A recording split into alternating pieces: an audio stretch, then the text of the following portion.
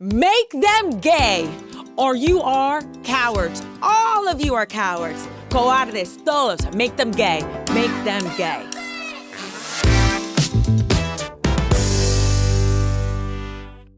Support for the show comes from Dove. Most of us have tried a lot of different deodorants in our lives. Finding the perfect aluminum-free deodorant that actually works can feel impossible. Enter Dove Aluminum Free.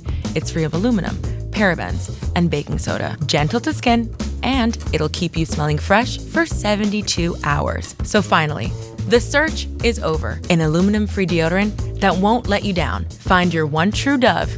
Choose Dove aluminum-free deodorant for 72-hour freshness and odor protection. Buy online at dove.com or at a retailer near you. From The Cut and Vox Media, this is Tefi Talks. This is insanity. I feel like I've been manifesting this towards a full moon, new moon, waning gibbous moon for years. This show ideally will feel like I am your best friend at work. I was a very, very bad receptionist for a very, very long time. You would think with a very long time I would get better, but nay. And I was never passionate about like administrative work or like answering phones or transferring a call, but I loved connecting with people. I miss the days when I would get to work and I knew who was where, what someone was doing, and where I could corner them to talk about what pop culture. Pop culture has been connecting me with people for years. It's how I've learned how to trust people. It's how I've learned how to fill in conversation. It's how I connect with people. Pop culture is just culture, right? Music, astrology, fashion, movies, TV, you name it. Politics even. Ugh. The girls need more things to talk about. You need to listen to something on the subway, and I'm here on your way to work. You have a car? Sickening. A license? A gag. Every week, I'm going to be right here on my imaginary desk talking to you about how everything somehow comes back to Cher. Maybe not this episode, but most things. I love you, Cher. A few ground rules before we begin. 1, don't be an asshole unless I'm an asshole first. 2, I don't know everything. I'm going to get some things wrong. I'm well-intentioned, so don't be an asshole. 3, I want to laugh with you. I want to giggle with my girls. What is life if not friendship and laughter and a giggle with my girls? So let's put laughter first. So don't be an asshole. Here's the flow that we're working with, okay? First, we're going to do a little pop culture news and some commentary, aka family business. You come to me on the day of my first podcast episode. Can I get a tee-hee? Thank you.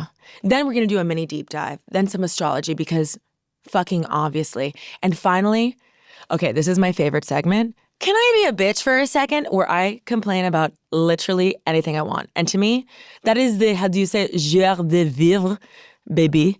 And that's French for something.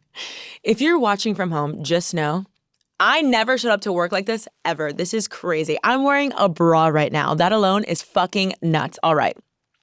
Let's read some headlines that caught my eye this week.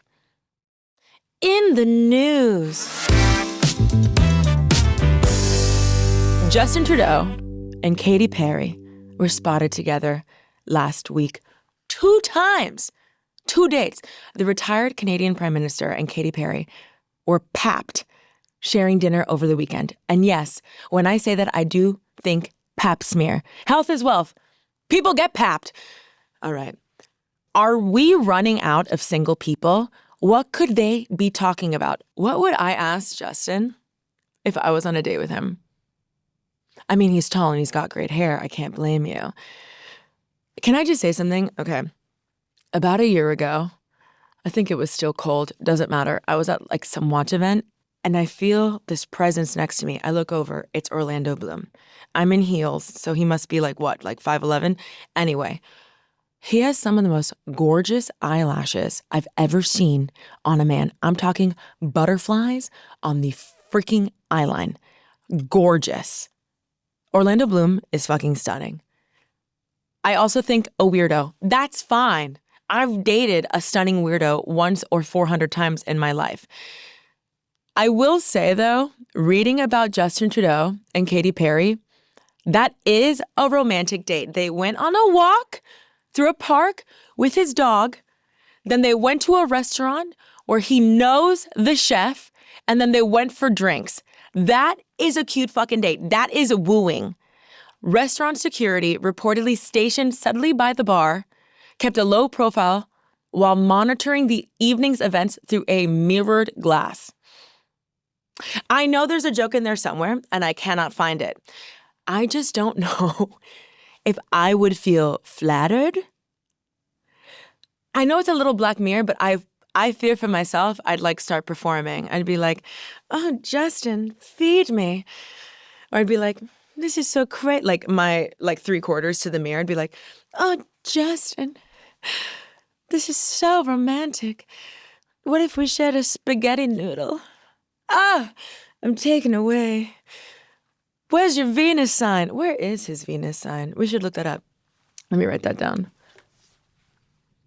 Prime Minister Venus sign. Things to look up while I'm on the toilet. Not on company time. Definitely on company time.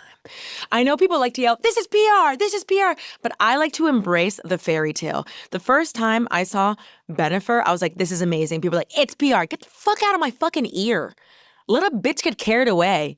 You know what I mean? Like, I like to be a little delusional that a pop star and a prime minister have a romantic date in Montreal. Do I? J'adore Katy Perry.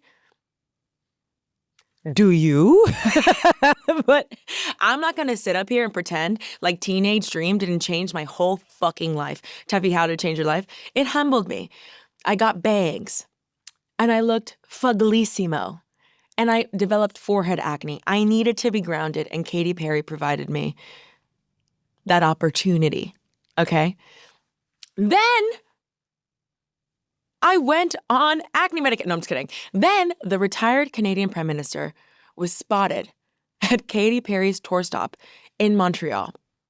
In videos posted by various fans at the concert, what seems to be the world's most divorced man was seen loudly singing along to what appears to be his favorite fucking song in the world, Firework. I understand, though, you cannot subtly, hum Firework. That's like a full chest diaphragm theater voice song. I get that.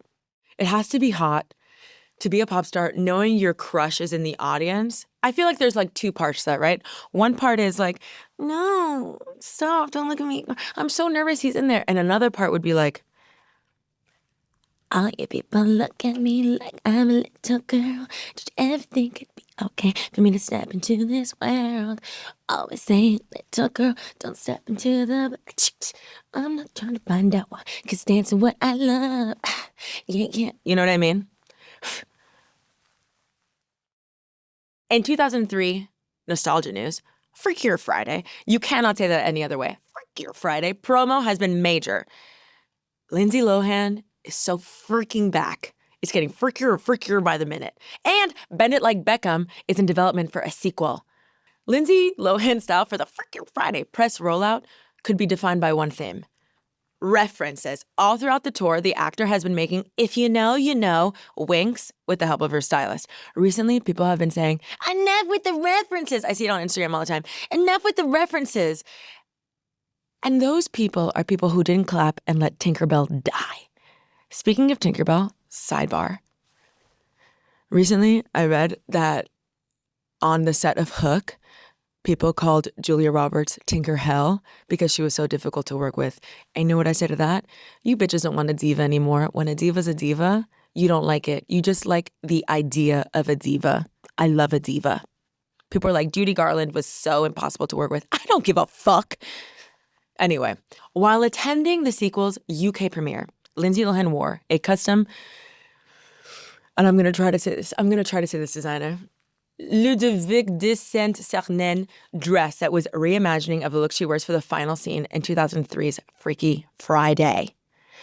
Can I just say I saw this in theaters, and I'm so sick of saying that to people, and they act like I was in theaters to see Casa fucking Blanca. They act like I was in the theater and that train movie when all the people ran out, they act like I was in the crowd running for my life. I am not that old. I was in 8th grade. And all you bitches want to dress like me in 8th grade, so let's put some respect on my fucking name. Earlier that week, Lindsay Lohan wore a Pink Slip shirt. Who is Pink Slip? The Freakier Friday band. And she wore some Parent Trap references. Parent Trap, we are going to be talking about Natasha Richardson. If Lindsay Lohan thought to herself, how am I going to make Tefi Pessoa cry? You did it, girl. You did it. I sobbed. I love nostalgia. I'm a Cancer sun. What the fuck do you want from me? But even after Freakier Friday comes out, we have lots and lots to look forward to. Bend It Like Beckham is also coming back. Bend It Like Beckham 2. Make them gay, or you are cowards. All of you are cowards. Go out of this. Todos. Make them gay. Make them gay. Speaking of gay, I recently finished The Hunting Wives. This is what I have to say about The Hunting Wives. Not everything has to be a fucking think piece. I don't need everything to be an Oscar nom. Sometimes we just want a stupid soap opera where girls make out. Is that so much to ask for? Talking about BILB2. I'm available. Now I know what you're thinking, Tefi, it's your first episode of the podcast. How are you gearing up for another job? I just think I would be incredible. I would love to leave this desk job and be in BILB2. Here's a monologue I've been working on for your consideration. Consider this a little of an audition. Here we go. Where is this love? I can't see it. I can't touch it. I can't feel it. I can hear it. I can hear some words, but I can't do anything with your easy words. And scene, where is that from? Closer. Natalie Portman breaking up with Jude Law, and she's been fucking Clive Owens, who was married to Julia Roberts, who was fucking Jude Law. It's a great, great film. I know what you're thinking. Tefi, that's not a monologue, that's a sentence. But I left you wanting more, and that is acting. Thank you. Let me hear a... Guys, sit down, please. Sit down, sit down. Speaking of tarnishing a good thing... Tyra Banks confessed on the Today Show that she eats days-old crumbs from her bed. Indeed. And what happened to secrets? Let's bring back secrets. Some people scream, let's bring back shame. If it's a secret, there's no shame. Let's bring back secrets. I love to get in bed with my mom and watch TV. Tyra, 51, told Jenna Bush Hager during her July 20th appearance on Today with Jenna and Friends, which is it's a show I didn't know existed. I'm so happy for her. Where's Chelsea Clinton? Where's Chelsea Clinton in Friends? I love her. She made braces chic. Do you know how hard that is to do? Not hard. Not hard. I begged for braces. I've never had braces. Look at this. That is not a still to be used, and that's not a screenshot to be had. I'm going to show you one more time. You know why? My mom didn't want me to use a pacifier. My brother and my sister use pacifiers. They have braces. You know why they use pacifiers? Because I couldn't shut the fuck up. So she put pacifiers in their mouth. Moving on. Tyra. We do ice cream in bed and popcorn in bed. Ice cream I can understand. Popcorn? Why not pop open a Nature Valley bar? La gente no tiene miedo de cucarachas. People are not scared of cockroaches anymore. Huh. You know what? You should do that in Miami, freaking Florida. Bugs are real. Birds are not real. If birds were real, there would not be bugs. This is easy. This is easy. I regret to inform you that Tyra continues. But the great thing is that a couple days later, she trails off before mimicking the act of picking up her leftovers with her fingers. I clean crumbs by eating them. Because if you put it in the trash, I'm like, you might get roaches or something. Just clean it up with your finger and eat it. No. No. You put it in the trash. Unfortunately, this is not even skim the top 20, maybe 50 list of the craziest things Tyra Banks has ever fucking said. And you know what? I don't mind it because I accept her for who she is. This is the problem with pop culture. You want people to be who they aren't. Tyra Banks has shown us time and time again that she's a lunatic. I love the bitch. I love her. I hear she's coming out with an ice cream shop. It looks insane. It's so Tyra. I love it. Are you gonna watch Sausage Party and be like, oh, will this bring up feelings like Moonlight did? No! It's sausages fucking in cartoon form. It's a great movie. You walk in feeling, oh, I'm gonna watch a funny movie where food is fucking. Come on. And food in bed. God, this is why they pay me the medium bucks. Let's fucking go. In sweeter news, Pamela Anderson and Liam Neeson are smitten. This is very important. I know a lot of people are like, what's the big deal? Get the fuck out of my face. Don't tell HR I said that. Whatever. Get the fuck out of my face figuratively. Don't turn me off. Now let's turn me on. A source told People magazine that after Liam and Pam filmed The Naked Gun, it's a budding romance in its early stages. And it's clear they're smitten with each other. During filming, they got very close. I believe filming on set is an orgy. That is not a quote from People. That's a quote from me. In May, Pamela Anderson told Ew, which is what I call Entertainment Weekly, that she and Liam bonded over a shared love of literature and a good laugh. Pam adds, we had many dinners out with the cast. I invited him and his assistant over for romantic dinners with me and my assistant, so our relationship stayed professionally romantic during filming. Their comments about each other are so freaking sweet. Just a few days ago, Pam and Liam pretended to be caught making out on live TV a la Coldplay affair. And I've said it once and I'm going to say it again. Nobody cheats at Coldplay. Coldplay is for lovers. I'm glad they caught your fucking asses. Swaying with your side bitch to fix you is lunacy. That's fucking lunacy. Are you insane? You are not going to sway with your side bitch to the same song that I parked my Honda Civic to outside of my sister's Taekwondo class to sob about my ex-boyfriend. Yeah, I had a boyfriend in high school. Yeah, whatever. And then we got back together 2 days later. But every time I pass Taekwondo off Bird, have you been to Miami? Doesn't matter. So, Pam does plan a kiss on Liam's cheek on the red carpet at the London premiere on July 22nd. And what's July 22nd? My birthday. This is all coming together. You see how this is all about me now. Yes. A little gift from moi. Which brings us to the lore of why this budding romance between Liam and Pam is shaking me in the best way. After this break. Support for the show comes from Dove. We're all looking for those peak-defining experiences. The moment when you're out dancing and your favorite song comes on, the sunset stroll through an unfamiliar city with no destination in mind, or the afternoon coffee date that turns into a whole weekend, you naughty girl. Your deodorant should be worthy of all the amazing adventures you take it on. And now it is with Dove aluminum-free deodorant with scents like coconut and pink jasmine and cucumber and green tea. Dove aluminum-free deodorant offers long-lasting freshness with 72-hour odor protection. It glides on smooth and clear, and it's free of aluminum, baking soda, parabens, so you can give your underarms the same level of care you give the rest of your body. Dove aluminum-free deodorant lets you be the most confident version of you, so that when your next peak experience comes along, you're ready to dive in. The search is over. An aluminum-free deodorant that won't let you down. Find your one true Dove. Choose Dove, aluminum-free deodorant for 72-hour freshness and odor protection. Buy online at dove.com or at a retailer near you. Welcome back. It's time for our deep dive.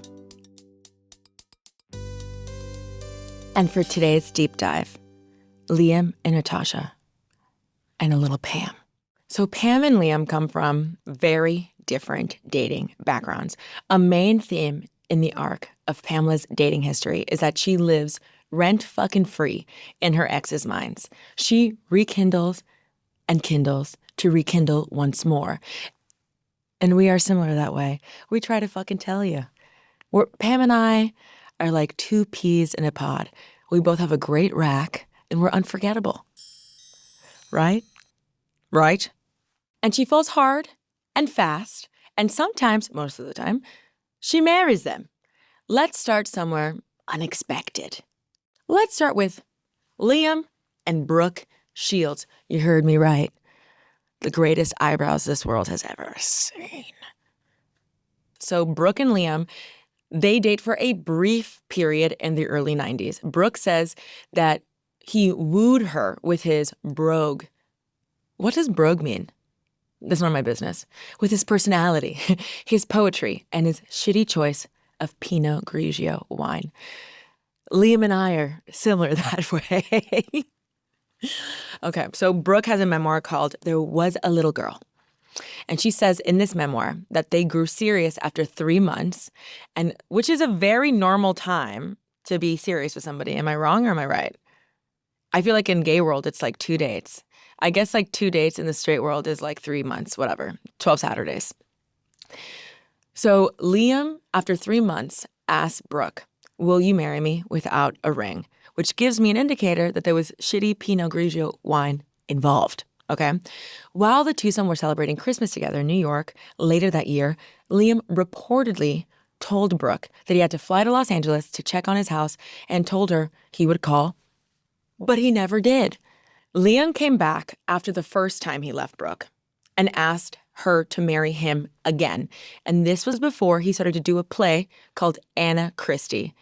And Brooke says, I said, no, because knowing you, you'll probably fall in love with your next leading lady and marry her. So I'm leaving myself out of this. And I was dead right. The leading lady in the play was Natasha Richardson. In 1992, I know what we're all thinking, I was 2 years old. Yes. Natasha Richardson essentially scouted Liam Neeson to play opposite her in the play Anna Christie. The future couple reportedly first struck up communication when Natasha sought Liam out to play an Irish sailor in the Broadway revival of Anna Christie, a play she'd already starred in while she was in London 2 years prior and worked to bring to New York. Quote, I think playwright Eugene O'Neill wrote that part for Liam Neeson, she told the Los Angeles Times in January 1993. In 1994, the play opens with rave reviews. The New York Times praised Natasha for, quote, what may prove to be the performance of the season, the diamond of the season. The outlet also remarked on the sensitive partnering she receives from Liam. It's a delicate dance to be on stage. Here's a small monologue. No, I'm just kidding. Respectfully, I think what that art critic was saying was anybody that is with this pair after seeing them on stage is doomed. Their significant others are doomed. Sometimes you can just see chemistry. You know what? Can I just say? I just rewatched Scandal Season 1, and like Timothy and Kylie, might I just ask, can I see y'all fuck? Okay, while sparks were flying on stage, Natasha, then 29, had been married to a British producer, Bob Fox, for 4 years, okay? She's been married for 4 years. She goes on a Broadway play with Mr. Liam Neeson. She calls the beginning of her relationship with Liam Neeson bad timing. That's what cheaters say, and I'm okay with it. I don't give a fuck. Cheating is bad, whatever. But in terms of Liam and Natasha, I love it, okay? Natasha says that their connection was undeniable, which is what cheaters say. Obviously, I fell very much in love with him, she says. Liam, for his part, was blown away. She was a radiant beauty, he said in a 60 Minutes interview. Yeah, cascading hair. I remember that was very, very, very attractive. In the same interview, he admits he'd never ever experienced this kind of connection he had with her, which is what cheaters say. Being on set is an orgy.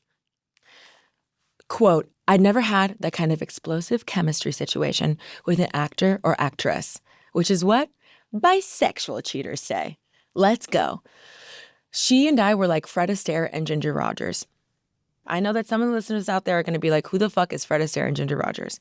Okay. Fred Astaire and Ginger Rogers were dance partners in a total of 10 films, and they were iconic. Quote, we just had this wonderful kind of dance. Free dance on stage every night, would I say. Being on stage is a delicate two-step. An orgy. Orgies are more than two people. Doesn't matter. So I hear. It was great doing it every night with her. Fuck. Liam recalled of their performances to the New York Times and, quote, falling in love. Roughly 1 month after closing night, Natasha Richardson splits from Bob Fox after 4 years of marriage. Right after they wrapped the play, Liam went and filmed Schindler's List in Poland. Side note, it's not a good date night movie, and I had to learn that the hard way. Liam sends Natasha a card while he's on set for Schindler's List in Poland. He sends her a 30th birthday card in 1993, and it reads, "You're catching up with me," and he signed it with his character's name, "Lots of love, Oscar." Natasha reportedly replies that the note seemed too platonic and asked, what is the relationship status between them? I would also like to note, I would also be completely confused if my new boo sent me a letter signed by the character he's playing in a World War II historical drama about the Holocaust. Friend or foe? Even so, Natasha flies to Poland to visit Liam, and that really cemented things for him. Liam says that's when he really knew that he loved Natasha, that it was real and genuine, and that it needed to be protected. He missed her. Also, I don't think there's an orgy vibe on Schindler's List. The time to swoop was then, Natasha. You know what I mean? There's not like a sexy vibe, okay? In June of the same year, Liam and Natasha walked their first red carpet hand-in-hand at the 1993 Tony Awards. They were up for Best Lead Actor and Actress for their performances in Anna Christie. And her hair does look cascading and luscious. They get engaged post-Tonys. How many months is that then? Like 6? Who gives a fuck? In 1993, and Natasha set boundaries real fast. Because why? Boundaries are sexy. Put that on a t-shirt. Shortly after Schindler's List, Liam Neeson is approached to play the iconic role of 007, which later went to Pierce Brosnan because Natasha Richardson said, absolutely fucking not, and that it would impact their lives negatively. He says, and I quote, "I know they were looking at various actors, and I apparently was among them. However, my wife did say to me, 'Darling, if you're offered James Bond and you're going to play it, you're not going to marry me.'" Liam found that, quote, understandable, previously explaining to Men's Journal that her worries presumably included women, foreign countries, and Halle fucking Berry.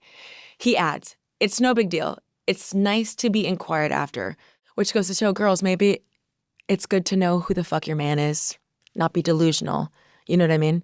Maybe if you know your man is going to kiss Halle Berry, which is like every man in the world, then maybe you don't let him go do a movie with Halle Berry. I think that's smart. It's playing Battleship, I think. Okay. And if you have the thought, oh, that's just so crazy, again, I say Halle Berry. Also, Liam Neeson dated Helen Mirren, okay? Helen Mirren, co-star turned 4-year girlfriend.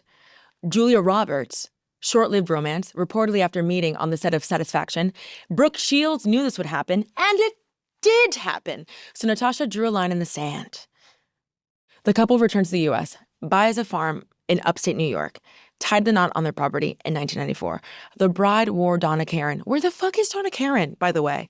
And according to People magazine, 70 A-list guests went to the wedding. Emma Thompson, Steven Spielberg, Mia Farrow, among others. Then Natasha does something that would cause all the hair to fall out of my body, but I find it sweet for them. She surprises her new husband with a personal rendition of the wedding song, Crazy Love by Van Morrison. Tefi, how does it go? You give me love, love, love, love, crazy love. You give me love, love, love. Hold on. Me, you give me love. Next time. Quote from Liam. Behind my back, Natasha had been taking singing lessons to sing it to me. After the ceremony, we were all going out to start the night's festivities, and she grabbed the microphone and sang me this. She had learned it, and I was like, wow. Then they have kids back to back. I don't know how women do it. It is fucking insane. And as their love continued to bloom, so did their careers. Natasha starred in films like The Parent Trap, Made in Manhattan, and Asylum, while Liam Neeson appears in Star Wars Episode 1, The Phantom of the Menace, with Natalie Portman, right? I love her in that movie. Love Actually and Batman Begins with George Clooney, right? Arnold Schwarzenegger. He's the Iceman. Freeze. No? Okay.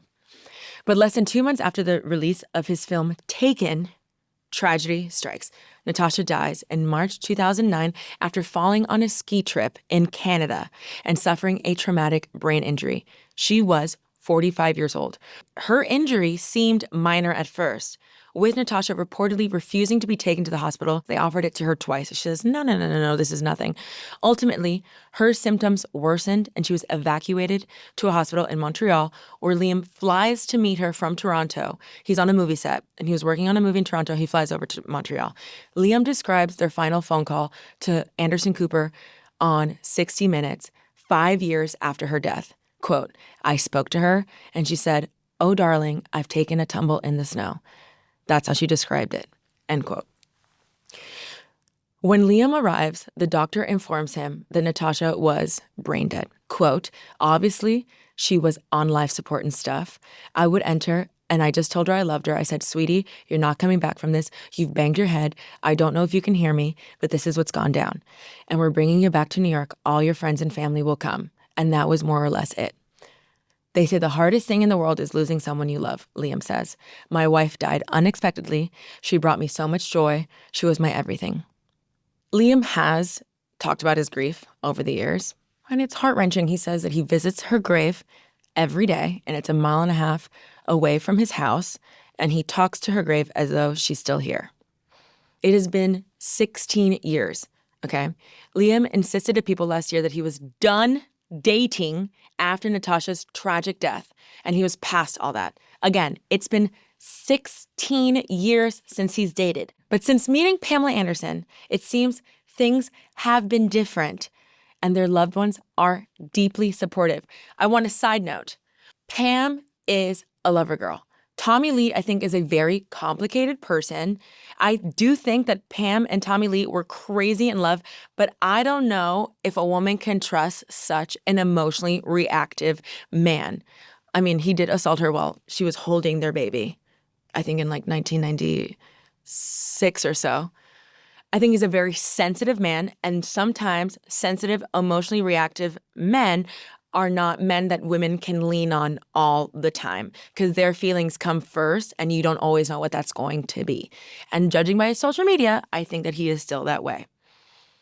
I mean, they did fall in love, essentially, Pam and Tommy Lee, after he stalked her and went to Cancun and gave her ecstasy. That's like the beginning of their love story, okay?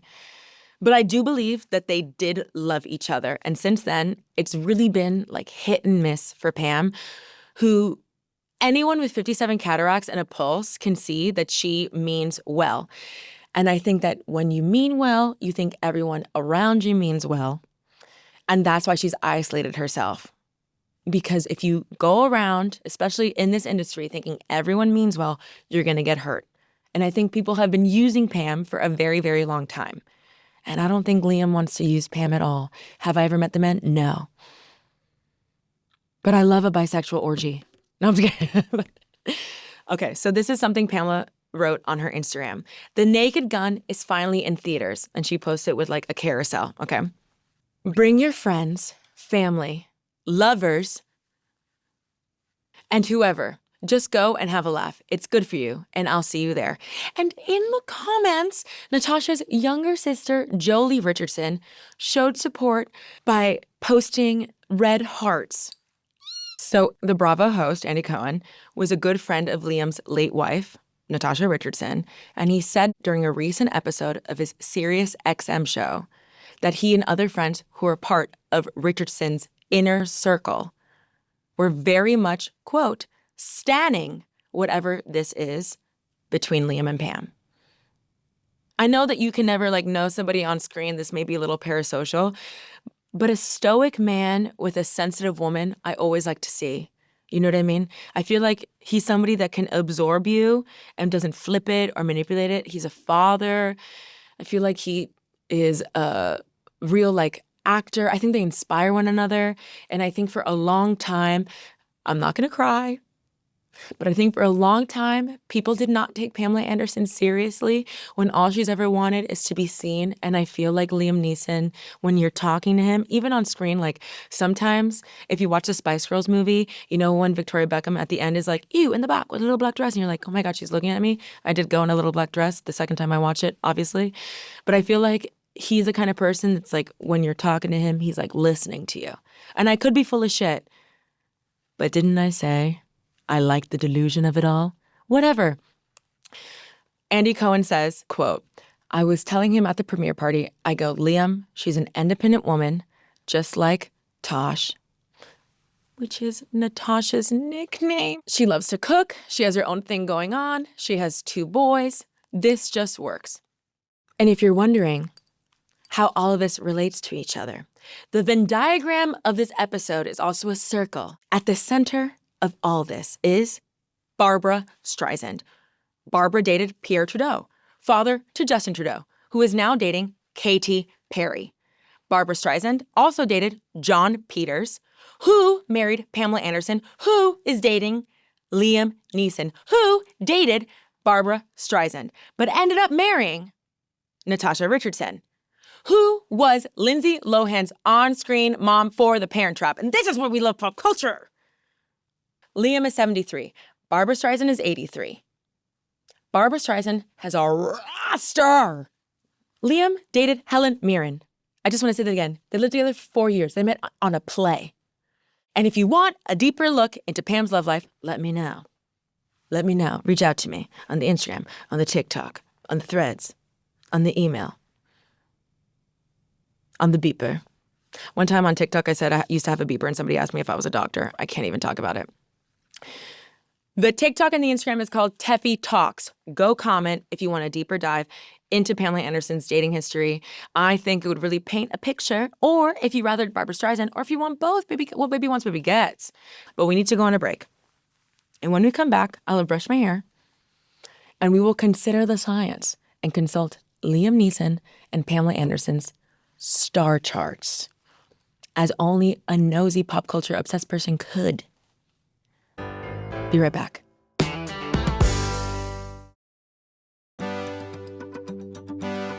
Welcome back. Now let's consider the science. Liam Neeson and Pamela Anderson. Liam Neeson was born on June 7th, 1952. Gemini sun, Sag moon. Introspective party boy. He's looking for a good time, and he's here to talk. A born entertainer. Pamela Anderson, born July 1st, 1967. Cancer sun, Aries moon. Let's talk about compatibility. Let's talk about compatibility. Let's talk about if they're compatible. Okay, Gemini and Cancer. At first glance, this is an unlikely pair, even though I have a theory that whatever sign is next to you, you're compatible with. Geminis and Cancers are very different, okay? Side by side in the zodiac, Gemini is a mutable air sign, while Cancer is a cardinal water sign. Gemini, social butterfly, while Cancer is very much a homebody. But even though these two signs don't have much in common, they can still make a great match. It's all about compromising and learning from each other's differences. All astrology is learning how to communicate with one another. The strength of a Gemini's and Cancer's relationship depends on if they're able to appreciate each other's differences versus trying to change one another. And when I think of Gemini and Cancer, I cannot think of two signs that would want to change each other more. For example, Gemini will want to go out more often than Cancer, okay? If Gemini goes out with friends while the Cancer stays home, catching up on their favorite TV shows, and then the two cuddle up and catch up before bed, this can be a fulfilling relationship for both of them. But if Gemini resents Cancer's decision to stay home, and Cancer spends the evening blowing Cancer up, where are you? When are you coming home? I don't feel good about this, whatever, etc., that is a recipe for a breakup. Because I think Cancer confuses stability and security for intensity and codependency, where Gemini needs freedom and they want to be able to come home and tell someone about their day without like being scared to like skip over details and stuff and like walk on eggshells around people's feelings. They want to tell you about that joke that landed, whether or not there's another girl in the story. You know, they want to tell you about how everybody loved their joke, and they want to be seen as like the life of the party. People think it's Leo. Nay. Geminis and Aries ask for attention where Leos want it without having to ask for it. And that's a story for another time. Sometimes I worry that we the people, society, scare hoes for famous people. I worry that if I say Gemini and Cancer marriage compatibility, I'm scaring off the hoes for Pam Anderson. Pam, I love you, girl.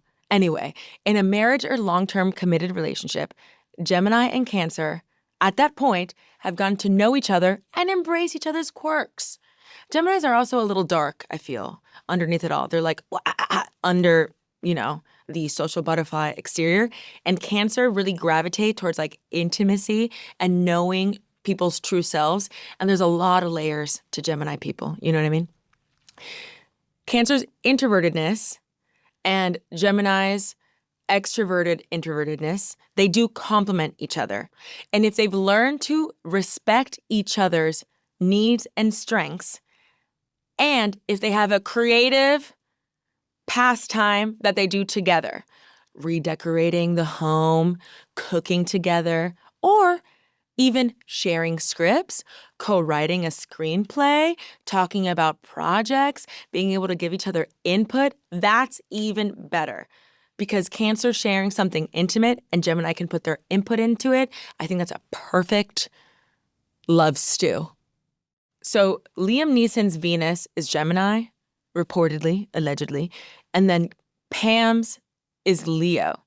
Leos and Geminis have great banter, and they have a similar approach to conversation. Like they can build on one another. I feel like these two giggle in bed, and from the first hangout, they had 1 million inside jokes. I love that. And giggling will get you laid. Allegedly. Now, it's time for my favorite segment of them all. Can I be a bitch for a second? Sydney Sweeney and this controversy over her American Eagle ad. Okay. I do agree the idea of good genes with like a blonde, blue-eyed girl is weird. Like, what the fuck? Whatever. But to lie to my face is to call me an idiot.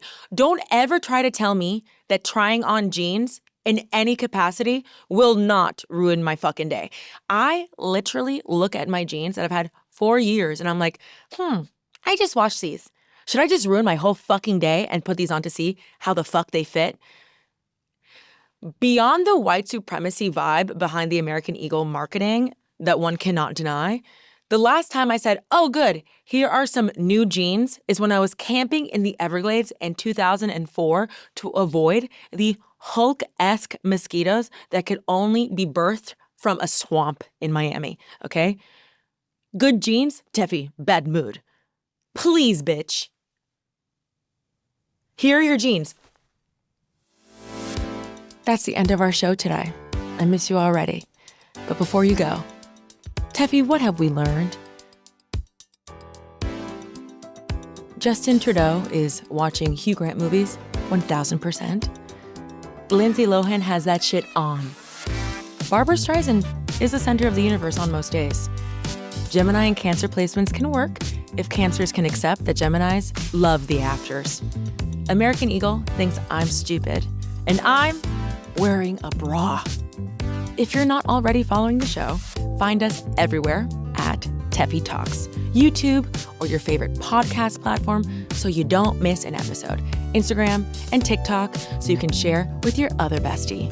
For a special discount on the New York Magazine and The Cut, visit nymag.com/Tefi. Thanks for stopping by my desk before you go to yours. And like all besties, I don't really understand what you do, but good luck out there.